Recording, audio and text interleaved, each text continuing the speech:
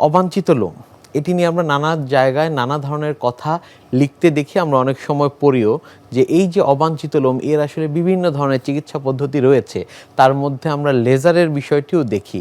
সেগুলো কি আসলে কার্যকর কিনা, আমরা চিকিৎসকদের ছাড়াও বাইরে আরও বিভিন্ন জায়গায় সেই ধরনের বিজ্ঞাপনগুলো দেখতে পাই, সেগুলোর ব্যাপারে একটু আপনার কাছ থেকে জানতে চাই। হ্যাঁ, অনেক ধরনের পদ্ধতি আছে যেগুলো আসলে করা যেতে পারে। ইভেন পেশেন্ট কিন্তু নিজেও তার লোমটাকে উঠাতে পারে, যেটাকে আমরা বলি যে প্লাগ করা, প্লাগ করতে পারে। তারপর সে ওয়াক্সিং করতে পারে, সে ব্লিচিং করতে পারে, যেভাবেই হোক সে ফিজিক্যালি যদি তার লোমটাকে হাইট করার জন্য যে কোনো ট্রিটমেন্ট নিতে পারে।